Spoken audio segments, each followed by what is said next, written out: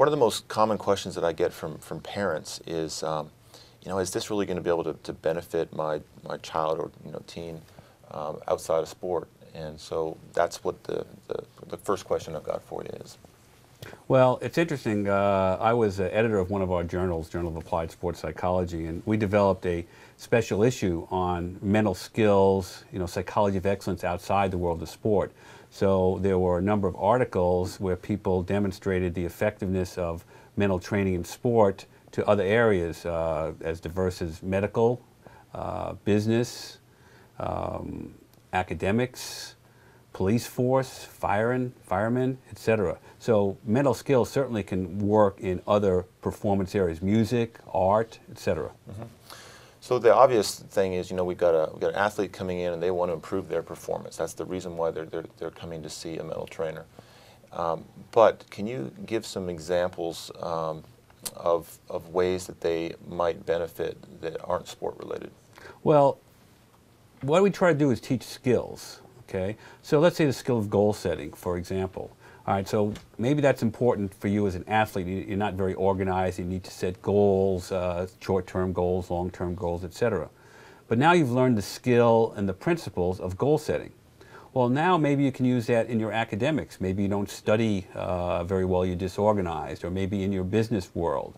So it's really learning the skills. It could be a goal-setting skill. It could be the way you think, a thought-stopping skill. It could be a relaxation skill. It could be a discipline skill. All these kinds of things are skills. We have to apply them to sport and physical activity. But if you teach for the transfer of it to other areas, then it can transfer into whatever area might be important for you. Nice, nice. That's something that I know every parent wants. Ultimately, why probably they're even in sports, is because they're supposedly developing something else, something bigger that they're going to be able to take throughout their life, even after their sport career is over. Yeah, sometimes the athletes, when you're dealing with junior high school athletes, they might not see that, but you're right, the parents do. The parents ask all the time about, they're really happy that they can learn relaxation because they get too nervous and tense when they give tests or when they give a public presentation. And learning those skills can then transfer to others. Very important for parents and eventually becomes important for the athlete. Mm-hmm. I've heard of even elite athletes like Michael Jordan and so on. I've heard them talk about how much they learned as a result of their sport experience that they then carried on to their business.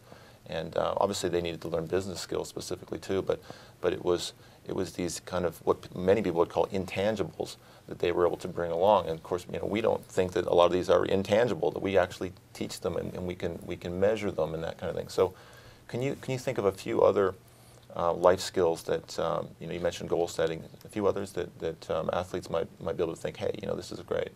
For example, we use the term imagery or visualization, okay, is where you kind of imagine yourself performing an action.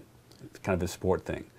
Salespeople would use that all the time, okay? You're a salesman, saleswoman, and you can try to make a sale. So you might image, okay, here's my client, what am I going to say to my client? What if he says this? What am I going to say?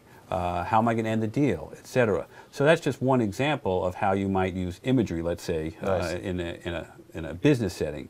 Let's say a student's taking a test, and they're sitting down for the test, and all of a sudden they're getting really nervous, like a lot of us do, when taking a big test, and they're forgetting things, but now they remember about how maybe deep breathing skills, for example, and they want to relax themselves, and they can hopefully use that skill so that they can think clearly in the classroom and do well on the test. Nice, nice. So we've identified, something like 15 or 20 of these kind of life skills that we believe are important, but are also something that is a result of certainly online, mental trainer, but also mental training in general.